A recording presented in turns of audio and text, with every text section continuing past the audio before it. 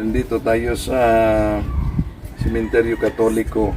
Batay sa tradisyon ng simbahang Katoliko natin, mula sa Pitsa 1 at Pitsa 8, inanyayahan tayo na magbisita sa mga sementeryo, manalangin para sa mga kaluluwa sa purgatorio. Pero nakita natin, nagiging bahagi na talaga, nagiging pamanhiin itong paglagay ng pag-aalay sa mga libingan. Mayroong nag-aalay ng ganito, may nag-aalay ng sigarilyo, ito. Pero hindi na nangangailangan dito ang mga kaluluwa.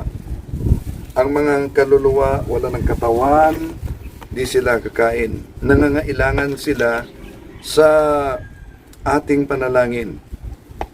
Bakit? Dahil ang purgatorio, San Marcos Kapitulo 9:49, isang apoy. Dadalisayin ang bawat isa sa apoy. Walang pagkakaiba sa impyerno. Pero ang impyerno, eternal damnation. Ang purgatorio, temporal punishment siya. Pero, iba ang ating panahon at iba sa kabilang buhay. Dahil sa kabilang buhay, they are not bound by time and space. So, wala nang oras doon in eternity. Kaya, ang ating mga mabuting gawa, ang ating panalangin, makatulong, supplication, para sa mga kaluluwa na nasa purgatorio. Ang mga kaluluwa na nasa impyerno, di na talaga matulungan yan.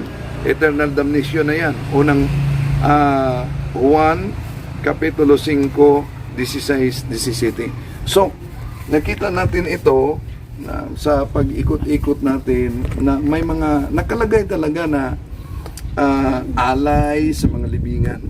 Yun po'y superstitious beliefs. At alam nyo, kadalasan sa marinig natin, sasabihin ng karamihan, wala namang mawala kung maniwala niyan. No, malaking mawala.